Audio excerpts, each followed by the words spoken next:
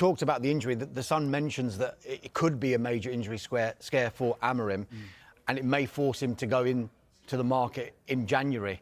It's always a dangerous time to go into a transfer window, though, isn't it? Particularly for a position like that. Particularly for strikers, it's a very expensive time to go into the market. I was in the press conference, and Amorim, he was leaving the room as he was asked about Šeško's knee, so he didn't have time to give a full answer, and he just said, "I'm worried," because when it's a knee, it could be anything. He also was quite open to the suggestion that they might buy him some more midfielders, which I think is as much, if not more, pressing for them. And of course, the issue they've got with strikers is that the time that they would need another one is actually December, when Mbeumo and Ahmad go to the Cup of Nations, so they might be short of goals at that point. But I think midfield, longer term for United, and I've thought this for years. Nice to have you back. Jimmy, look, I just want to pick up on what Amorim was saying there, because obviously he got public backing from Ratcliffe, and since then it feels like he's, really kind of been able to relax in the job. And perhaps before then he was under so much scrutiny that he couldn't quite, settle in. Give us a little bit of insight in terms of that, you've managed the owner-manager relationship, and how important is it to get the backing? The owner-manager relationship is the most important relationship in the club for the manager. But when an owner comes out and says he backs the manager, that is where the manager needs to start worrying. No, majority of the time. Yeah, I hear you. Look, he's gone to Liverpool, great match, great result. Yeah, showed really a lot of resilience in the game. Then what he has done against Brighton, he's backed it up and calmed the ship down a little bit. Let's not forget, let's not get carried away. They're still far of where they should be, really far. But if he keeps on winning the matches that he needs to keep on winning, they're not going to be champions. Yeah? If he is there and thereabout in the top 4, he's done a really good season. A really good season. If he wins the matches that we all expect that he should win, then he buys himself time, and then he will be next year here. But he can't lose against teams like Brighton at home, Everton away, Everton at home. Those kind of matches he needs to win, with all the respect to those teams.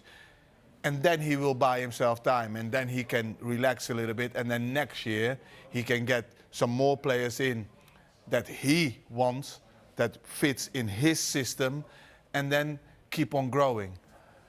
But I wouldn't put too much on the owners giving him backing. It's all about results. It's all about results. If he doesn't win his games, that message will change.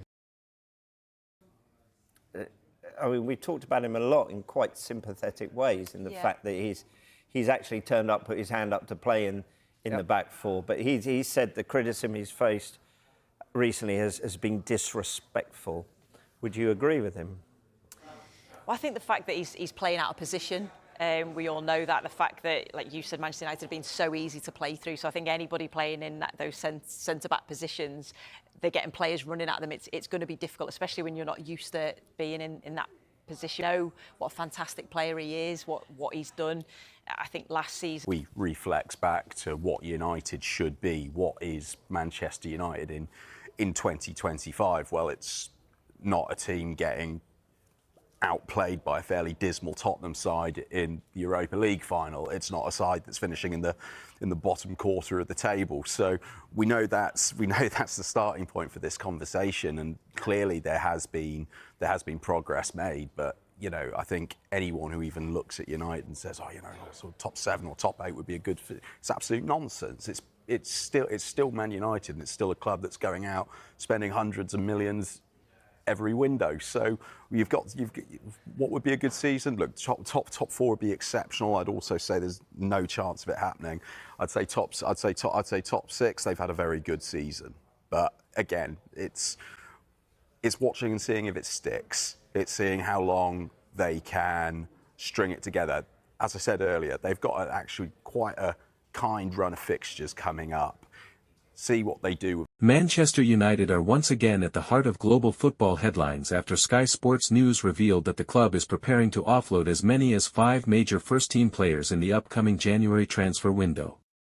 The bold and unprecedented move signals a dramatic shift in direction under manager Rúben Amorim, who is determined to rebuild a squad capable of executing his high-intensity, tactical, and modern playing philosophy. According to insiders, Amorim has spent the first half of the season assessing the squad in detail, identifying gaps in energy, consistency, and positional suitability.